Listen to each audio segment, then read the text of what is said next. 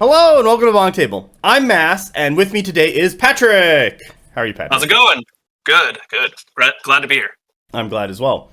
And we are doing a screen capture, so everyone's going to see mostly your face and mine, because you're blown up and I'm not. Yeah. So Patrick is with me. He is from Battlegrounds Game Center. That is his YouTube channel. He is here to promote his tournament. What did you call this? Game Night 2025? Game Night 2025. Yeah, go ahead, man.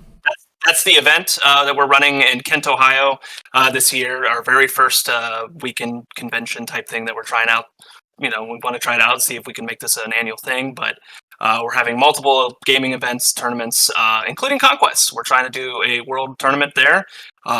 It's been growing in our community, and I just kind of wanted to outreach, everybody and see if anybody's interested and come out and play with us. We want to make it a big thing this year. Sweet. And if I recall correctly, because we did look at some maps before recording, you are 4 hours away from Michigan. So any of the Michigan people, who there are a ton of Conquest players there, it's not a bad drive, considering it's not 13 hours or 18 hours. No, not like it is for you, apparently. So it's Northeast Ohio, south of Cleveland, Kent State University. So it'll be taking place around there at their hotel and convention center. The store that that I'm from is in Ravenna, which is right down the road.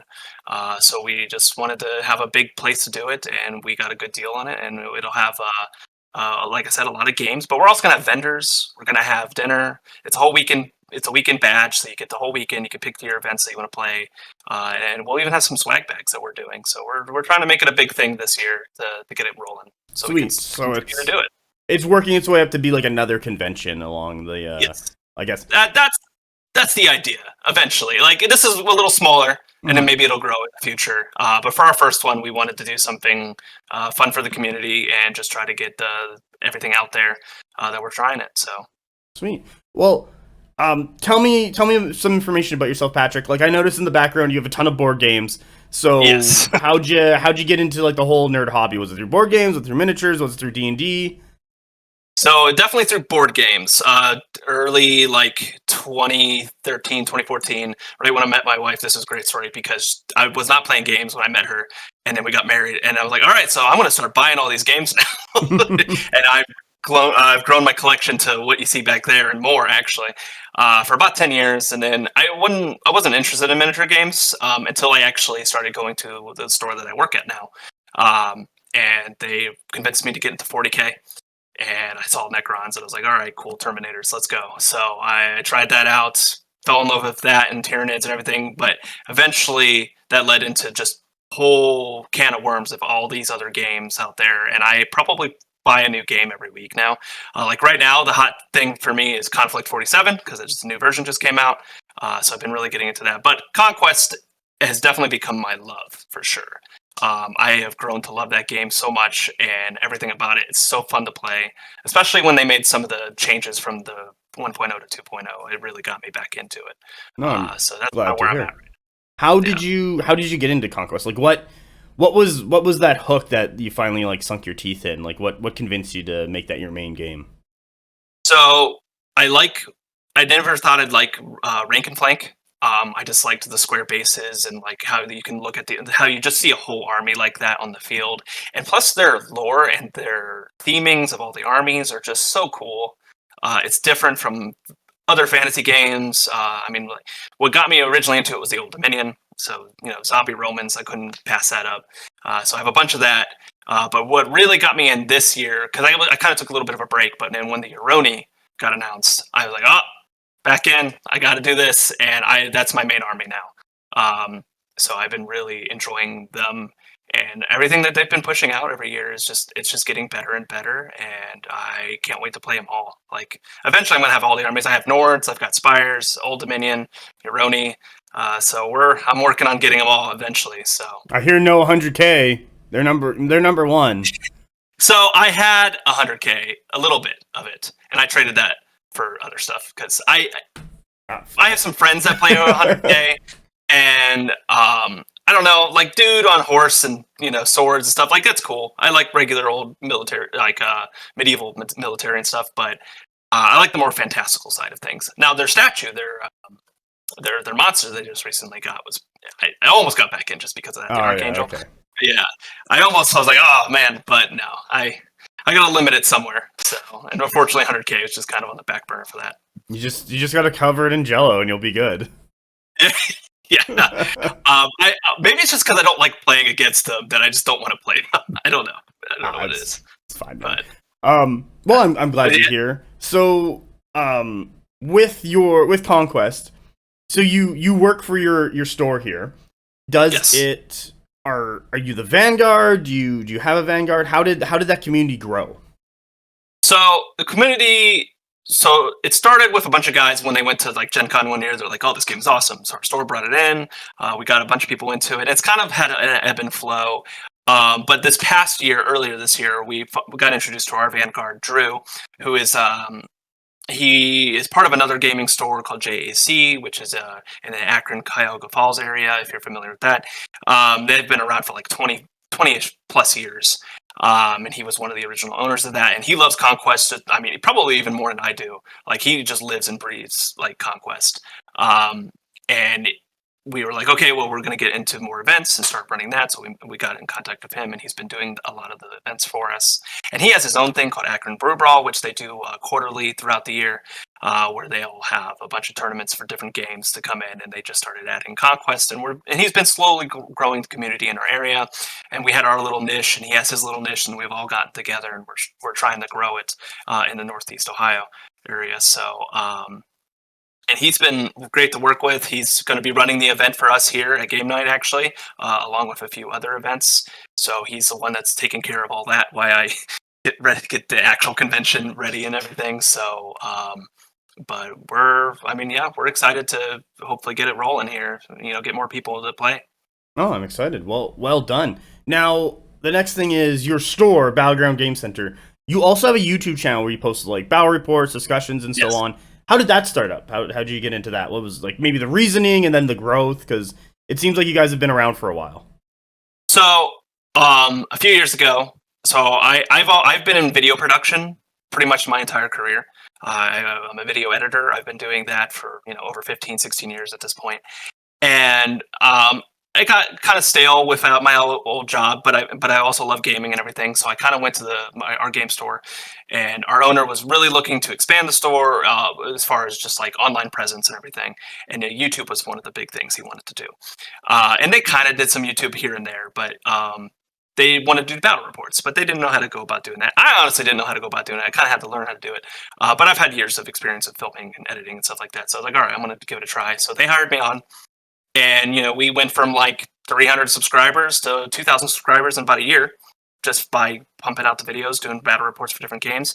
The big one for us has been Spearhead, actually, Age of Sigmar Spearhead. When that came out, we started doing videos for that, and we've continuously done videos for it. And people come back to us, and we get new subscribers all the time because of it. But I also wanted to do Conquest, and so did the owner and various other people, and my co-host Kyle. So we started doing that, and that's actually probably been our second best views. As our Conquest videos, and Hunter shares them out for us. He's given us praise for them. He likes them, so I think we're doing all right. We've only got a few up right now, and we're actually in the process of moving to a whole new building. I'm going to actually have a studio and not just my basement. So we'll have a studio with everything set up, so we can start cranking out videos a lot more often. So I'm really excited for that, and we'll definitely be doing a lot more Conquest. Like I said, I have multiple armies that I've got built and I'm painting right now so that we can start cycling through them, once or twice a month and make it happen. No, I'm glad to hear. Well done, man. So, I don't know, tell me about your Conquest journey. Have you done any traveling for any other tournaments, let's say, for any other regions, or because we were kind of talking in the preamble how you're trying to either do more events, maybe get into like the more competitive play spaces Conquest. Like how's your journey started from that to like where it is now and what you kind of want to grow into?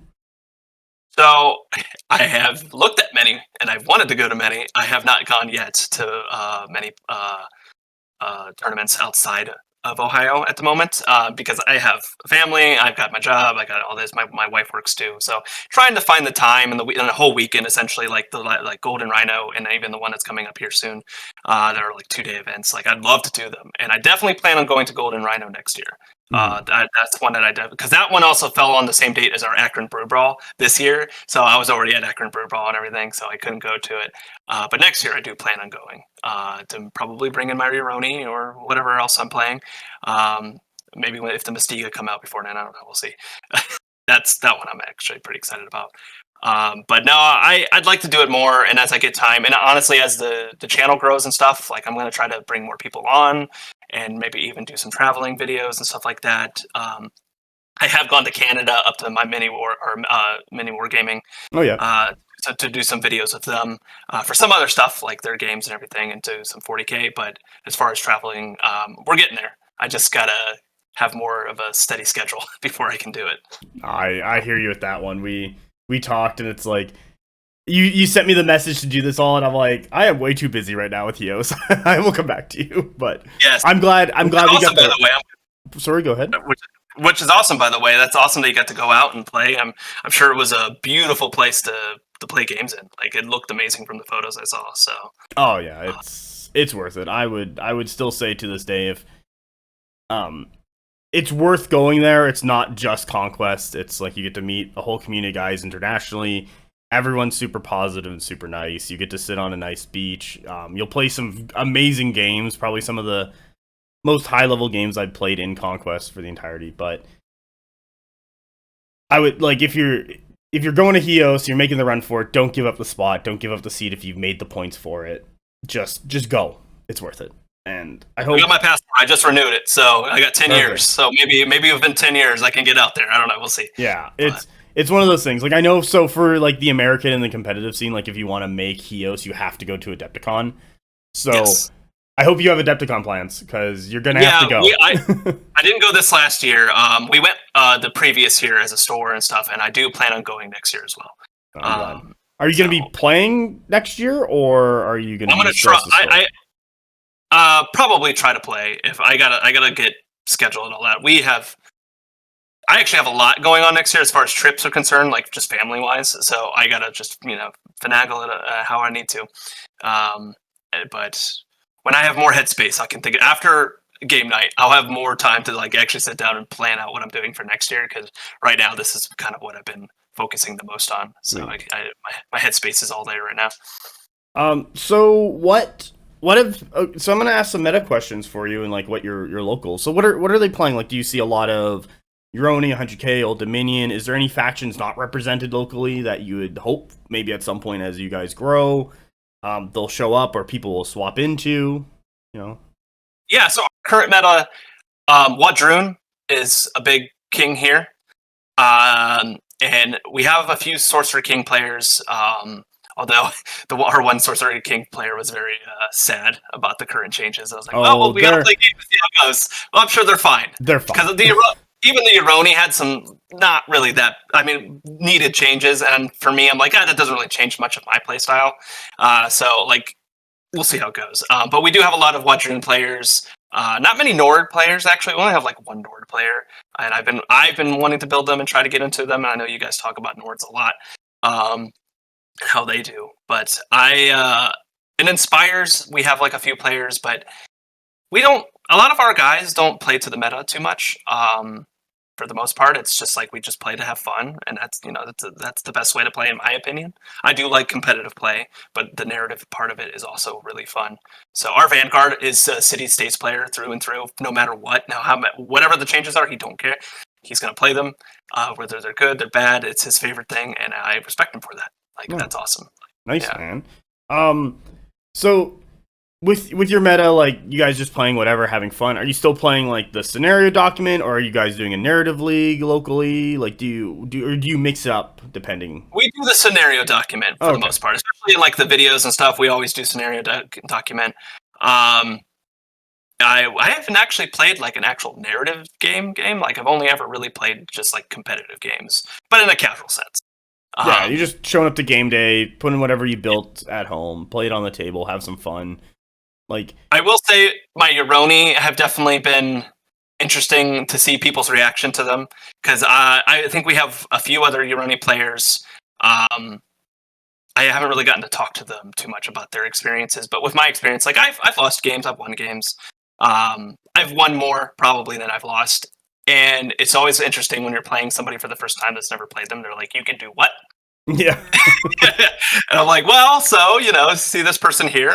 This is I'm gonna activate them with this, and then I could just change it as I need it, and it's been a lot of fun."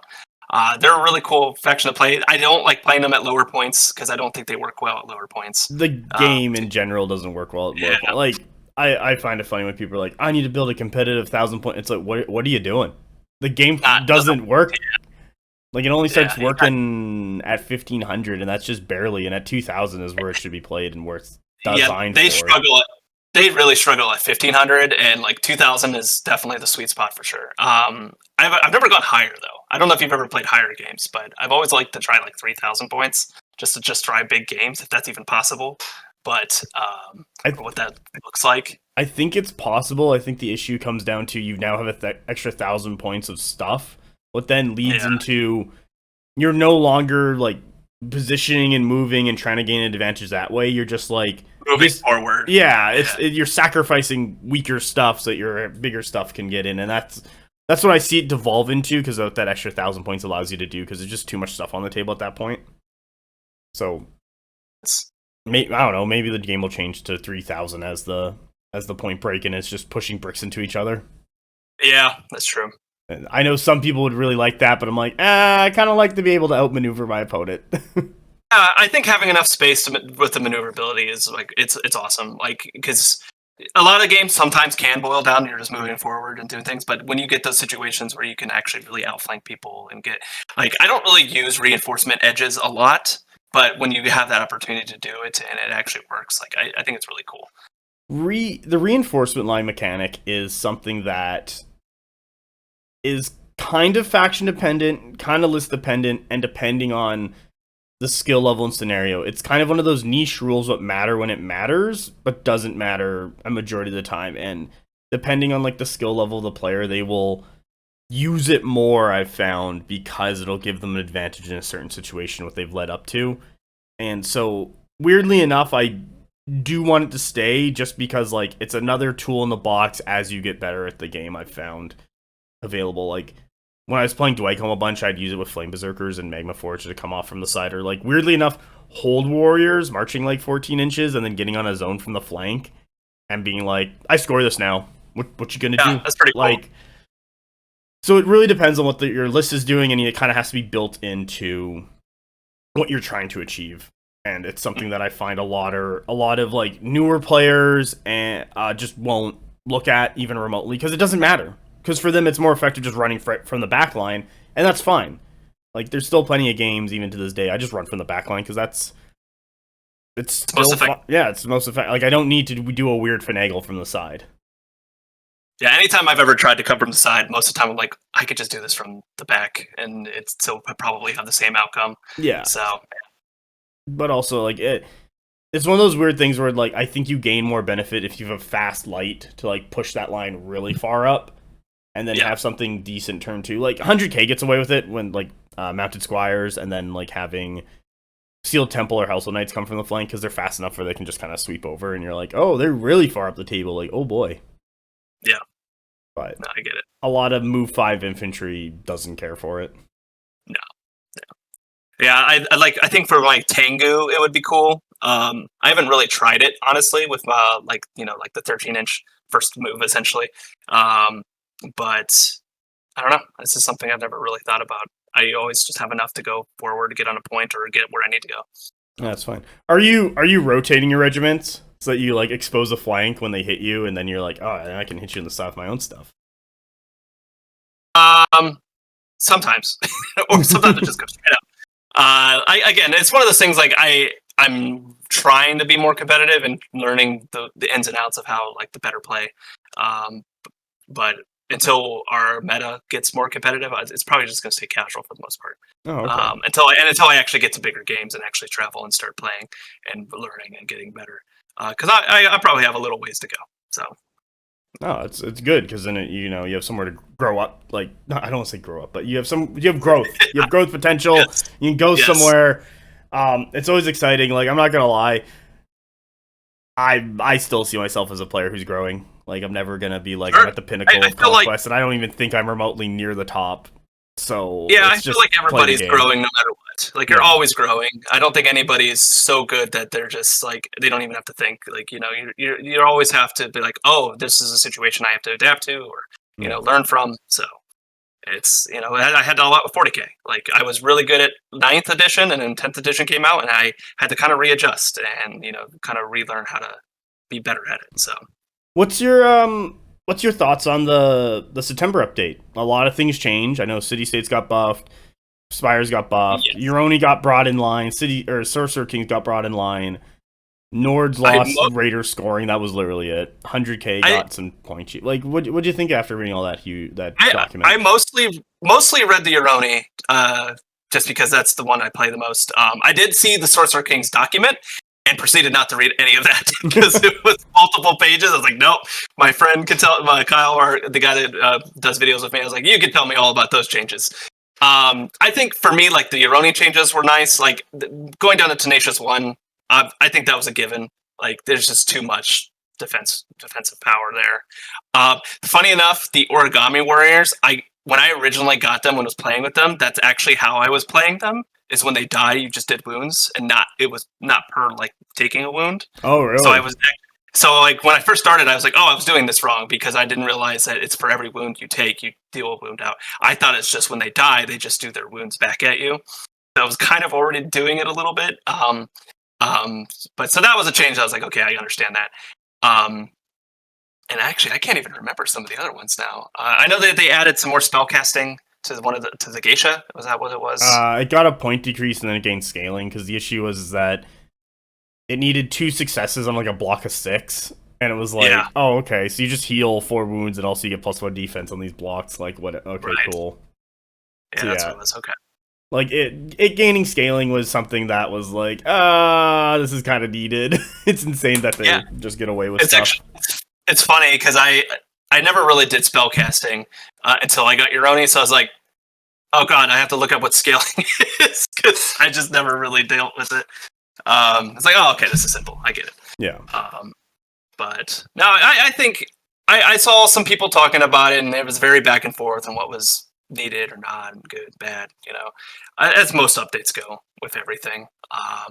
But I think for the most part, people agreed with the Roni side of it. I don't know about Sorcerer Kings. Again, I feel like some people were a little miffed by it, but it's just like, I don't think anyone saw Mateos have 5 stands of Flamecaster, do 30 hits, and then because of rapid volley on 1s and 2s, get 45 hits. That's a lot of hits, yeah. Yeah, it doesn't matter how high your defense is or defensive tech, it's just raining death upon you. So yeah, I did play Sorcerer Kings once before they got that change, and I was probably the most like saddening game I've ever played, where I was just like, I can't do anything. Like 3 activations are hurting. You're going 3 times, like 3 actions are hurting me. Your spell casting is insane. I was like, I lost so bad.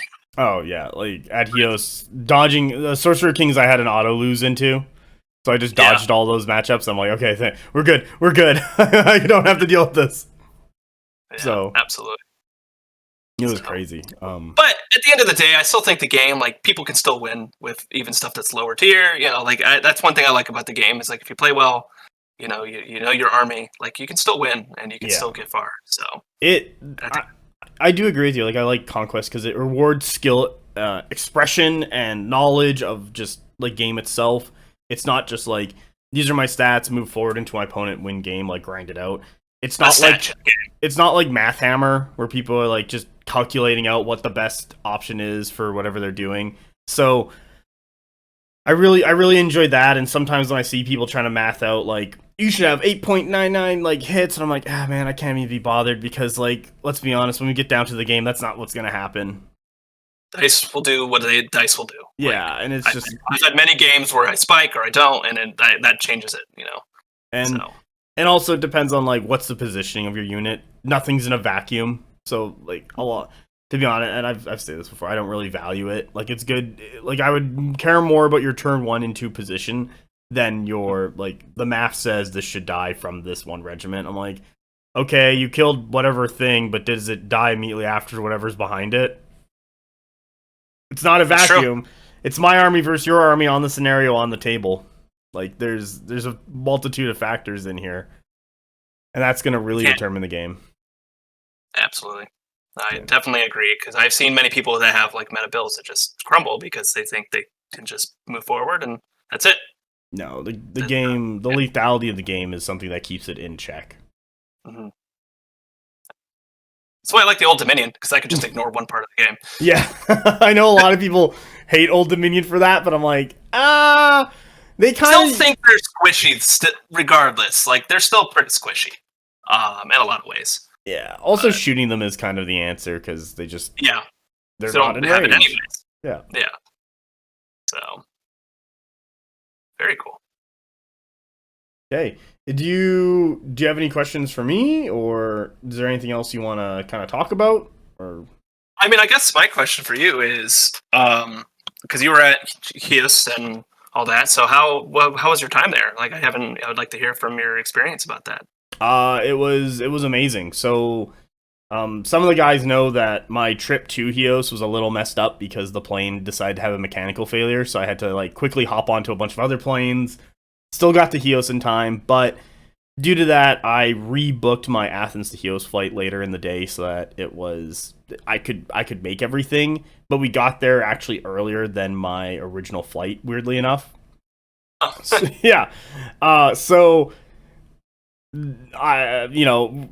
it's basically like 3 a.m. when I get there local time, and it's like 9 a.m. or something, and I'm just like trying not to fall asleep on a bench and like sit on my bag. So super tired. Finally got to Chios. Chios is beautiful. It's an amazing island. We joke around, it's the island of feral cats. It is. There's feral cats freaking everywhere. And I'm super allergic to cats. Like, incredibly allergic to cats to the point where I'm like, not touching this. I'm gonna have problems. How many cats jumped on a table? None of them really jumped on a table, but they were just by our feet begging for food. And someone finally threw food down, and like this orange tomcat showed up in this big thing and just like pushed all the other cats out of the way and ate the food. It's like, oh, okay, well there's always a bigger cat. Yeah. It's like, oh, there it is. Just they're everywhere. Like, they're hiding under stuff. They're in the shade. They're kind of running around. Like, no mice. So many cats. But I did not know that. That's actually really cool. Yeah. That definitely makes it a memorable experience. So yeah, it was fun. What else can I say about Chios? They did a tour with us on Monday where we just, all the competitors and their spouses and everything. We went on this tour on the south side of the island, learned about Mesdic. I don't want to explain Mesdic. It's basically just gum. It's natural chewing gum. That's all it is. And it's like, Jesus, they killed a lot of people for this stuff. Oh, wow. Yeah, the history of this island is people trying to conquer it because it's basically one of the massive... Yeah, they want gum. It was just, this island produces gum. That's its export, is Mesdic. And it's like, what the... This is weird. But anyway, people like gum. Human history is interesting. Yeah, and so everyone, I talked to Emmanuel from Italy, super nice guy. I'm planning to do get him on the podcast so we can talk about Italy and the Italian meta. That'll be super fun. Met Mateus and Sanix, who are 2 of the Polish players. They're super nice guys. Hopefully get them on the podcast. I met Saxon and Brandon, the UK and the Aussie player. You can't see my hands, but I'm moving them. But they're, everyone there was like super nice, really welcoming. A lot of conquest talk, what like everyone could connect to. What was really nice. We did a couple round tables with the developers at Parabellum. This is no surprise. They want to know our thoughts on the game. We explained it. There's, some of the issues with the game, like Tenacious 2, as previously mentioned, where it was like, this does not fundamentally work. Like, I know you can get Tenacious 2 and Nords on the Raiders, but the Raiders are Wound 4, Resolve 2 baseline. You can take a captain now to go to Resolve 3. It's nowhere near as bad as Resolve 4, Defense 3, going up to Defense 4, and then you're taking a big block. What is gonna put your Resolve up to like 6 or 7, and then you're also Wound 7 base, so it's just like, it's too much. Like, the scaling on it is too much. While on something like what's just Wound 4, you can still do chip damage to take out stands even if you're Tenacious too. Like it's still available to you to players, and not as egregious. So there's a lot of that talk. There's a lot of like Sorcerer Kings on the rapid volley, and then having Mateus, do 30 hits and getting 40, 30 dice rolls and getting 45 hits is like, this needs to change. This is not good. So yeah. It's like they went a little too far with their change. And we discussed some stuff. I'm just dropping little knickknacks I play with. That's by the way, if anyone hears like, I have this like little knickknack I play with my hands to keep myself busy, and I should just get like a fidget spinner to be honest. But yeah, we like round table super good. Everyone kind of chatted. We had a blast. There's stories of me bothering Stavros, the owner, and Stamos, the organizer, for beer on the beach because it was midnight and we ran out of beer. And I'm like, we need beer, guys. We can't do this without beer. So the rounds were good. There's a battle report about it. There's interview with the North American players. Hopefully I can get the interviews with like the UK and Aussies as well, and other members of Hios as I eventually find their Discord names. I just want to give a shout out to Blitz Minis from Singapore. Finally gave me Raymond's name on the Discord so I can bother him. So I'll do that today. But everyone's just super nice. Like it's really like you're not gonna have any of that. Like there's that guy or someone with like it's like Old Dominion should be Resolve 5 in Dom 3. It's like you're never gonna hear that because it's like we all know what game we're playing. If you're at Hios, you've kind of determined your level of skill and knowledge of the game and ability to play it and do it well enough that you've earned the spot to be there. And everyone was like pretty good at it, I would say. Like, yeah. That's one thing I love about the Conquest community is there's not a lot of tryhards, as I would call them. Like there's it's just like we're here to have a good time. There's a lot of respect there with when we're playing games, and even if games aren't close, like people are just usually really cool about it, and it's like, hey, we got the next one, and it's something that I've loved seeing with Conquest. So really good community. I'm glad. I come from a War Machine background and not like a Warhammer background. From what I've heard from the people who've come from like Warhammer to Conquest, it just seems to be a lot smoother and less of like weird people doing weird stuff causing problems for no reason. So I tried War Machine. I actually have a few War Machine armies, and we were trying to get it rolling in our community. It's just another thing. Like if it's not 40k, it's very hard to like get it going. And I honestly, Conquest and like Age of Sigmar are the only two that have really kind of like tried to keep up with 40k. But yeah, War Machine, we did it for a hot minute, and I got a big Southern Creole army. I love the pirate trolls. Like I just love that. It's so cool, and I would love to play it more, but nobody to play with. So yeah, Mark, maybe one day. I'll admit, Mark IV did not do well for the game itself. I'm interested to see if what Steamforge will do as far as like a new version. Eventually, if they get to that point, because all their like new releases for their models and everything are awesome, and I would love like the new Grand Ombre stuff looks really cool. But yeah, just some rules changes. A different version I think will be hopefully coming. I don't know. I will probably relook at War Machine if they do a 5th edition, or a Mark V. Just Mark IV isn't doing it for me, and I know that, and I can't play that game, so I'm just like, I had my fun with it. So we originally actually had War Machine as one of our tournaments for the game night, but we ended up going with Trench Crusade instead. So we're actually going to do a Trench Crusade narrative event too. Sweet. How are you finding Trench Crusade? I've heard good things about it.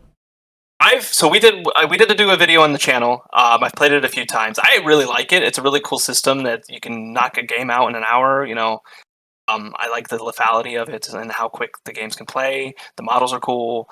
I'm still waiting on the rulebook. That's keeps getting pushed. But it seems like it's a really cool growing community. We've have a decent amount of players at the store currently, and hopefully that'll continue.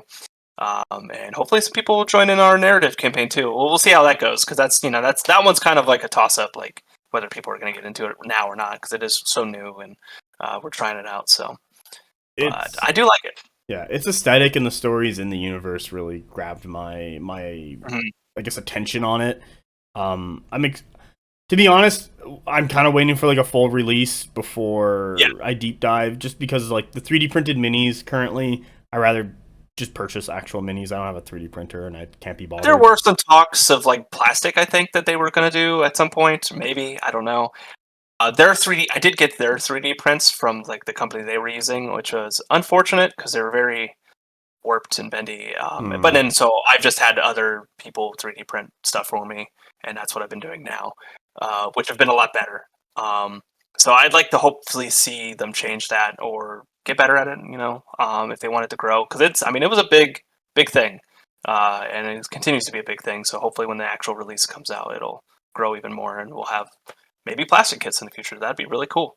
Yeah, I'm excited for kind of everything for it. They were at Adepticon last year, and I know they were one of the most popular booths, and people were asking like, "Do you have books? Do you have mini?" They're like, "No, we're just kind of advertising. Like it's all online." Well, and they were talking about the new version of one of the factions, which is on GameFound right now. Mm-hmm. And so I don't know. We'll see where it goes. I mean, they're young. They're growing, and hopefully it'll stay around and be a really cool community. Yeah, I know it's hard to compete with the Games Workshop and Warhammer. Like it's so big, and also like one of the big things about Warhammer, no matter if like you like or dislike the game, is that you can always get a game. You never have to worry like with a lot of other systems of is there someone playing that game. True. Or organizing it. A lot of people can kind of just like show up at the shop and like get a pickup game, or there's people around where you can schedule a game. That's our predominant community. Like we have about 14 tables. We're moving into a new space, a 6,500 square foot space, so we're going to be open, and we have a bunch of tables. And most people will be playing 40K, occasionally Age of Sigmar and Conquest, of course. But that's definitely the king still, and I think it'll be the king for a very long time. Yeah, it's never. I don't think it's going to stop anytime soon. Like to sing the praises of GW, they've done a fantastic job marketing their game to the point now that it's kind of becoming a household name where you can just tell someone who doesn't even do any of the nerd stuff that it's like, what do you do? I play Warhammer. And they're like, oh, the mini game. And you're like, yeah. And they're like, cool. The video game or the books or they have all this media that eventually it'll be a Prime series. There's just so much media out there. Like it's hard for any other company to compete for sure. Yeah. So. I'm really curious about that Prime series with Henry Cavill, just because I'm like, man, if that goes out really good, like this is gonna be great. I want more Secret Lair. That's what I want. Secret Lair is pretty good. Secret Level. I'm sorry, Secret Level. Secret I was thinking of Magic. We just had a Magic release this past weekend, so that was on my brain. Did you do Spider-Man? Yeah, I don't play Magic, but Spider-Man just came out recently and all that, and that's a whole. I buy 2 Commander decks a year so the Pinkertons don't come to my home. That's my tribute to Magic, and I'm good. Oh, how we quickly forget about things like that sometimes. Yeah. Oh man, yeah. I love that people were like, the Pinkertons still exist. I guess the rail police are still around. Okay. Got the oil barons, but now it's the cardboard barons. You want to buy cardboard crack? Like what the? So wild. Oh god, because wasn't that earlier this year? Was it late last year? I don't know. It wasn't that long ago. You could probably Google that. I'm curious now. I want to say it was last year. When you work in a game store, is like time is non-existent because of all the new releases every week. Like I don't remember when things come out and like how long it's been. So April 24th, 2023 was when the article. Oh my. Okay, it was a few years ago. Never mind. 2 years ago. Still to this funny. day. Oh god. Yeah. No, that's funny. Yeah, don't get the Pinkertons coming to your place. Don't need that. Yeah. No, I just stay away from it. I don't. So I was a big Magic player and stuff, and then I started doing miniatures, and my wife's like, "You gotta pick one." Like, what are you gonna do? Like, all right, I'll get rid of cards. Yeah, and they're also easy to. Like, cards are nice because they're easier to store, but you just kind of get to a point where it's like, oh, all my shelving is the cards. And I like painting, and I like the hobby side of it, too. Like, building and painting is... Like, my Ironi, I loved painting those. Those were some of my favorite models ever to paint. Do you, for your community, do you do paint nights where you kind of gather everyone up and you guys sit down, let's say on like a Saturday or Sunday or something, and it's like, Yeah. come on down for a couple hours, paint something, like, you know, because like one of the things, you've seen my content, you understand that I can paint and I decide not to paint, and you know what I can do if you really want to bother me. Yeah. But for communities, I know there's like this weird, I don't know if it's like community driven or it's just some weirdos on the internet where like they kind of gatekeep painting in the game for, to be honest, no reason. There's been people that'll be like, oh, I wouldn't paint it like that, or you should do it this way. And like, we don't really have that problem, really. And we do paint nights. We haven't done one in a little bit because we're in the process of moving and you know, all this stuff, all these things going on. But once we get to the new store, we're going to probably do them monthly. I do them at another place in Kent every now and then. It's a board game cafe. You know, they have drinks, they have board games. Oh yeah. There, and that usually draws in a big crowd. It's just people wanting to paint like D&D minis, like, you know, getting into it for the first time, and teaching them the ins and outs of like, hey, you should thin your paints. So, you know, stuff like that. I refuse. No, just no. I'm just gonna put them in the pot and just pull them out and they're done. Yeah, got it. Looks good. We are doing some paint and takes and stuff at the event as well. So we'll have some Parabellum minis for it. We'll have 40k minis, Age Sigmar. We have a bunch of cool things that we're gonna let people have, and some stuff we're gonna add into like the swag bags and stuff too, like paints. We have army painters helping sponsor. They're giving us a bunch of paints to give out and stuff. So okay, let's talk about the venue at the event, because now I'm curious. Like how many events are running? What are the events? How many are you having? A bunch of vendors? Like, is there? Yeah. Because I know, like, every time I go to Adepticon, there's Eric Hobbies shows up, and I'm like, Eric Hobbies, what are these guys doing? Yeah, you're just everywhere. And then they usually have like a wall of just like, or it's some other store, I forget. Anyway, there's this one store at Adepticon where they have built, painted loose minis that people have sold the store, and I always go in there and I always grab like a Warhammer mini that, to be honest, it's already painted, it's built, and it's, I don't know, like $20, and you're kind of getting it decently priced. Man, I'd love to see somebody play with an army that's just all differently painted. Oh, just like buying stuff like that every year and just like build an army that way. That'd be so fun. I was joking with Skill and one of my co-hosts when we were there at last Adepticon. That's like, okay, there's Old World on Thursday. I could go to this booth, buy a Warriors of Chaos army, buy the rulebook, and play Old World right now. Haven't played in forever anything like big Warhammer Age of Sigmar stuff in forever. Probably go 2 and 6. just like, and like have the dumbest army ever. I would love to see that, actually. Yeah, that'd be a lot of fun. I wanted to buy a steam tank, and I found the steam tank. The issue was it wasn't in the colors I want. It was like, you know, the colors were like, hoping for a little better, and I'm like, maybe I'll buy it tomorrow. And I showed up tomorrow and it was gone. I'm like, God damn it. Yeah, so it's one of those places where if you see something, you just have to grab it, because it's probably going to be gone by the time you get back to it. Like, don't second guess yourself. Like, you're at Adepticon, just spend money. Yeah, just do it. At Adepticon, just go get your shopping out of the way, because it's not going to be around on the last day when you're like, oh, I'll buy stuff now. No, that's not how this works.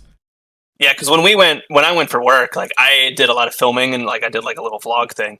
I did interviews with different companies and stuff, and I was like, man, I really wish I would have bought some of this stuff that I keep walking by. Now it's gone. So, but I was moving around doing work. So next time, though, I'm just gonna focus on gaming and playing and buying. So, no, I'm glad. But no, venue at the con, venue. At your convention, or whatever you want to call this, game night. So it's game night 2025. Hopefully we'll have a game night 2026. You know, we'll hopefully make it an annual thing. But it's going to take place at the Kent State University Hotel and Conference Center, downtown Kent, Ohio, October 31st through November 2nd. So Halloween weekend, which is an interesting choice, I think. But Kent is really big in Halloween, and like they're super busy. Thankfully, they're doing all their stuff the weekend before, so we have this whole weekend to ourselves. We'll have hotel rooms and everything, but we're running multiple events from like board game open plays every day. We'll have that, and same thing with like paint and takes and all that. So all those things that people can just come in and sit down, even for like the cheapest wristband badge to come in. We will have vendors. Right now we have 10 of them. Probably going to limit it to 10 just because of space and just keeping it a little bit smaller. But we're full up. So we got some mini makers. We have some RPG makers. We have a few bakers and stuff. Like we have one vendor that sells hot sauce. that's like fruit based, and it is some of the best hot sauce I've ever had. It's so good. It's like made out of fruit. Can I pour it on my minis and just if you'd like to and lick them off? Sure. You can pour it on anything, and it'll just taste good. So really, perfect. go for it. I got a bunch of bear sharks sitting in a corner behind me. Yeah, you could probably do the apple pie one for that. That would work. So we're doing some big events like Saturday. The big ones are going to be Old World. We're doing a whole narrative event there. So we have a really big Old World community in like the Toledo or the Sandusky, Cleveland, Toledo area. So they're all coming down, and we have some more spots available for that. We're doing 2 Spearhead tournaments on Saturday and Sunday, which I'm running. Since Spearhead is one of our bigger things that we do, and on the channel, and hopefully people will come out and play with that. We're doing a Marvel Crisis Protocol tournament, which is filling up fast, and we're excited to. That community has been growing and is steadily growing for the past 2 years, which is really cool to see. We have our Conquest World Tournament. We only have a few signups right now, so there's still a lot of spots left. I know a lot of our locals are just like, we'll get to it. So hopefully it'll start filling up here real quick. So you need to walk over, put a gun to their head, and be like, sign your board right now. I ask every single time I see them. I'm like, hey, did you sign up yet? Hey, did you sign up yet? They're probably just not going to sign up out of spite now. But I'm trying. That's one of the things why I kind of wanted to get on today and talk about it and see if anybody local to the area, if you want to make out the drive. We have hotel rooms, but it is only a 1-day event, so it's 4 rounds. So it wouldn't hurt. I mean, if you want to come drive out and then drive home, by all means. But they do have hotel rooms available that we have locked up for us. So. And then we have some BattleTech events. We're doing a crap ton of RPGs, so we have a whole room for just RPG players that we're doing. And then Sunday, Old World is continuing. It is a 2-day event. We'll have our Trench Crusade narrative events, some more Spearhead, and then the big thing we're doing on Sunday though is our Warhammer 40k 16-player Apocalypse game. Oh wow! So yeah, an all-day Apocalypse game. So we'll see how that goes. We're going to limit to 30 minutes per turn type of thing and just make it go fast. Most of our people always bring Titans and stuff, so it does go relatively quick. Our owner has 2 Warlord Titans that he's just going to plop onto the table and call it a day. So yeah, just and then we have a Space Hawk event for Halloween night, or on November 1st at night. So we're doing a big Space Hawk event as well. 8 players running through a Space Hawk with some ever continuing spawning Gene Stealers, fun little narrative thing we're trying to do. Nobody plays well. Our manager Don, one of his favorite memories is always going to Gen Con or Origins and just doing the big Space Hawk events, and he wanted to bring it to ours, so I'm gonna try that out. No, I'm glad, man. That sounds really cool. So here's my question about the event, and this is gonna be the big one. Are there painting requirements? No. Hey. Not for Conquest. I think for Apocalypse, we just want things to be base coded so that we can tell whose is whose.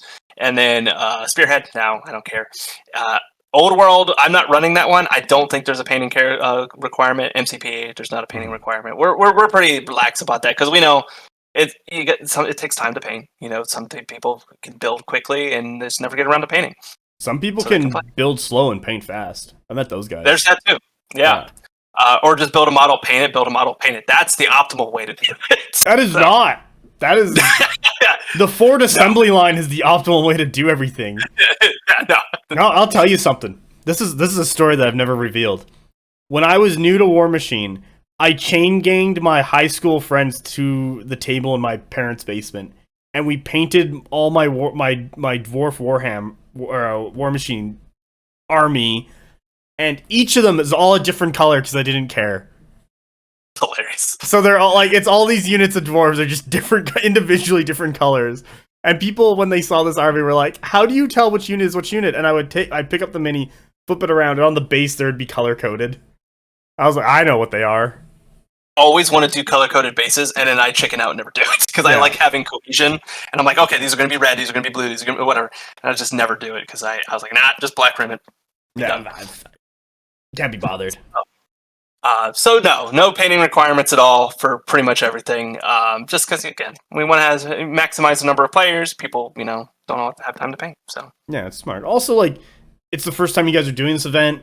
It allows as many people as possible to come out. It's not like you guys are you guys restricted by table space? It doesn't seem so. It seems like you have a nice sized hall.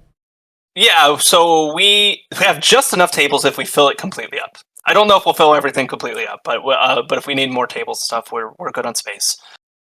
It is a pretty big hall. It's normally, I mean, it's a conference, like the hall that you would normally see at an event. So they have a kitchen there. They will be providing a pizza bar on Saturday. That's like the big thing we're doing. And actually today I'm having a meeting about what that's going to look like. So that will be our big dinner. And then again, we're doing swag bags for anybody that purchases a weekend badge, which is just $50. And then you get the whole weekend, and you can just choose the events you want to play in. Nice. And now, 2 questions. Is there beer? That's the first one. Beer? Is there beer? Beer? They do have a bar at this. So by all means, beer it up. They'll have a bar right outside the hall. It's just right there. This is also a 24-hour event, so if you want to play games all night, go right ahead. You're gonna find someone like passed out on the floor, and you're gonna have to sweep them up. You know that, right? We'll see. Get the shovel, peel them off the ground. I'll just tell people to play over them. It's like whatever, just leave them there. It's fine. They made that choice. They can live in it. So now, the second one that I have a question for is what is the pricing for the event? What are you let's go specifically with Conquest. Like, do you guys got some Founders exclusives to like entice people, or do you got just a bunch of minis and packages of stuff like? Oh, I have some World Event boxes. I have a bunch of those, of course. Like all the stores get that. I am talking to Hunter right now, and we're trying to figure out some additional things that we could try to do. Whether it's some exclusive stuff that they're going to send us. I'm still waiting to hear back from him. Slow going. I am also getting some unique trophies made for all of the events. So they will be 3D printed like gold, like trophies. With our logo and like the knight as the head on the top of it. And so I have a really cool concept for that, and they should be printing. So we will have some, special trophies. We're having dice made from Baron of Dice that we're working on getting. Is that going to be specific, like game night Baron of Dice? Yes. So they have your logo on like the 1 or the 6 or whatever? Yep, they'll have Game Night 2025, I believe on the 6th, just because it will be given out to everybody. I think that's actually going to be part of the swag bag too. So everybody will get a few, and then we'll have some extras to give to people as well. So we're moving. We'll have lanyards, with our branding. We'll have bags, T-shirts available. So like we're trying to go as big as we can to make this a fun event for first time. Whether we make money or not, it's just more about creating something that's fun, something that's different for our area, and hopefully build up a community around it. So no, it's great to hear. I hope it does well. And like, to be honest, if you guys break even, I think that's going to be like a good showing, especially for you're not Gen Con or anything. I don't even know if Gen Con makes money. I've never went, so I have no idea. Yeah, that I would assume that is an insane. That's numbers I can't even comprehend probably, but So we're limiting it to around 150 people. We got 60 signups right now. If I get to 100, I'll be happy. Mm-hmm. Like if 100 players with the vendors and everything like that'll make me happy. So, that's good, man. I'm excited. If I live closer, so I would probably go to your event. I have 2 problems. 1, I don't live close to you, and 2, as a Canadian for Conquest, I can't do too many American events, or else I qualify as an American, and I don't want to go into that. Okay, pool. Yeah. You have some big names in America for Conquest that are like, these guys are going to end the season at like 150 points. And I'll be lucky to break 100 kind of thing. Well, if they have any interest in this and they want to come out, like we'd love to have them. They'd probably have fun, to be honest. Yeah. So. Even if it's not like meant to be a competitive, like super competitive thing, like if you just want to come out and just actually have fun and get some good food, play all night even if you want, overnight, whatever you want to do. Kent is a really cool city too. They have a lot of, if you like drinking. I do like drinking. The Kent college scene and their bars are insane. Like you could, there are going to be a lot of people on the floor if they ended up going out at night. So that's like 20s me, like many years ago. When I was there. I don't really do that anymore, but they're really good for that. And there's a lot of cool things locally too. So if you have time, Ohio is an interesting place, especially in that area. But, no, I'm glad to hear. Also gives some of the guys like their spouses or whatever, they can get away, go look at stuff, go shop, whatever they want to do. Like I've learned like the spouses and wives do not want to hear about 18-hour plus of conquest. I've learned that the hard way.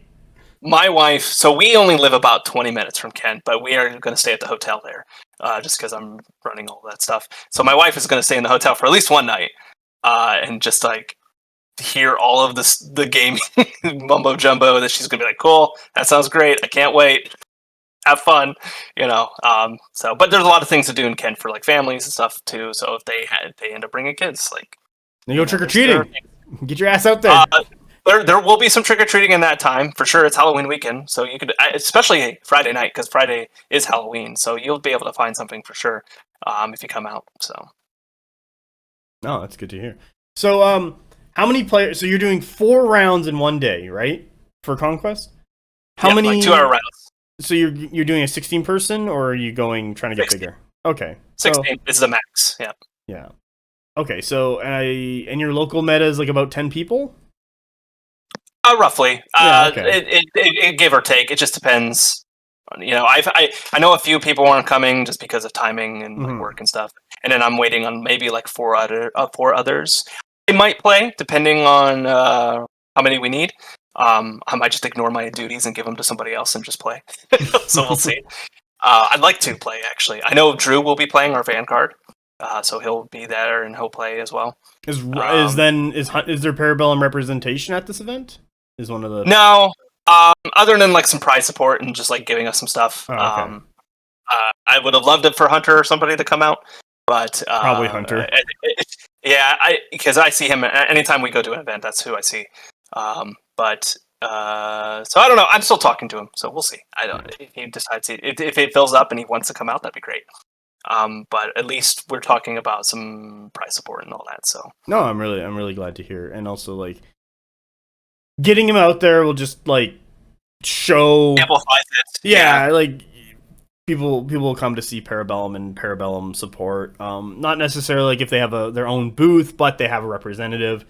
Just gives more cadence to the event itself and allows it to grow. And knowing that the company supports the event and everything. Right, like, there is support here. Yeah. So I know Hunter deals with like Eastern US, and I don't know if he does Eastern Canada. To be honest, I know Joey does Western US and Western Canada. Daryl's supposed to do Canada, but Joey ends up taking it anyway because Daryl usually gets too busy. And to be honest, Joey's fantastic, and I'd rather have Joey than Daryl.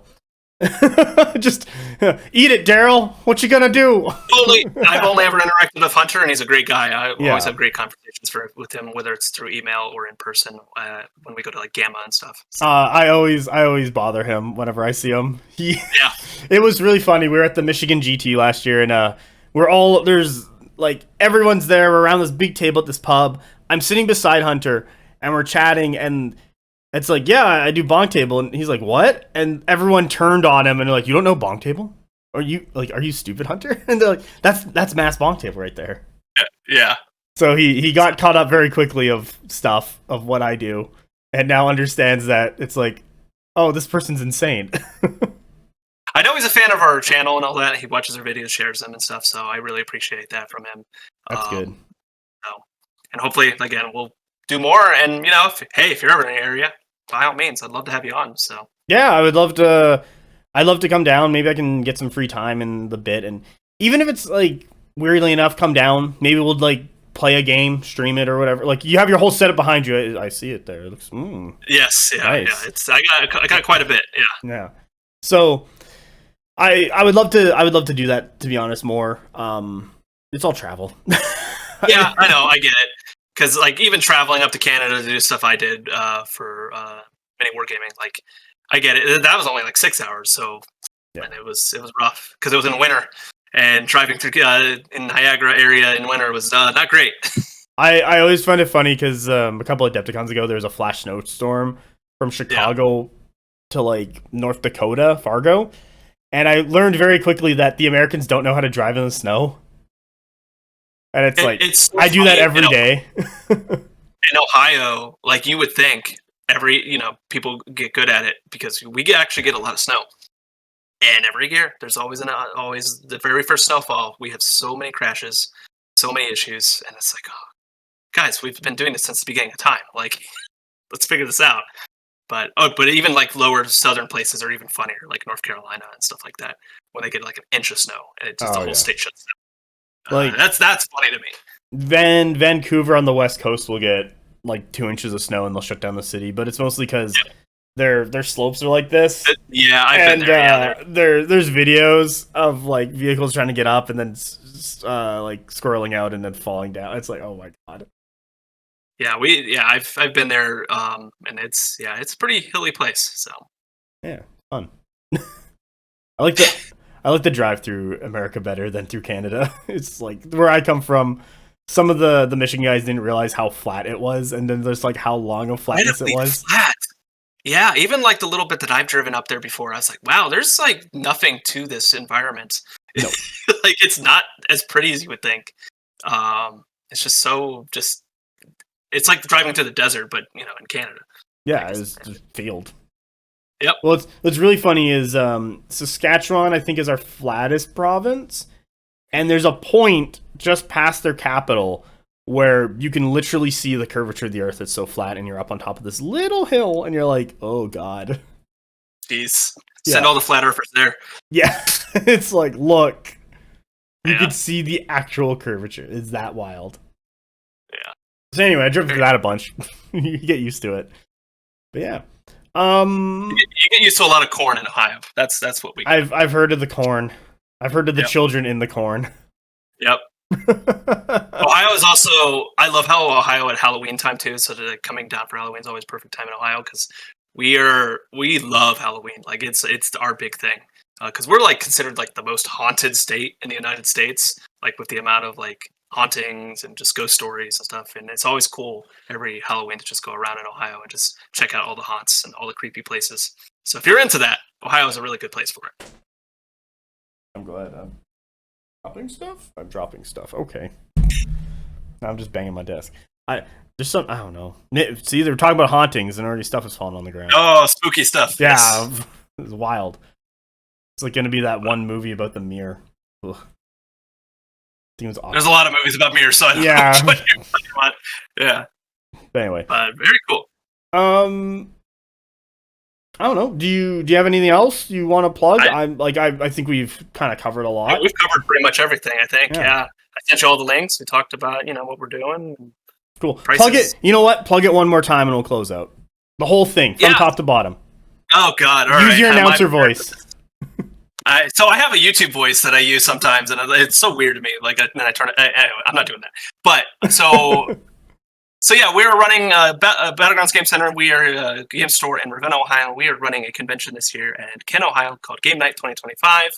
We're running tons of tournaments, including a WCE for Conquest if we get enough players.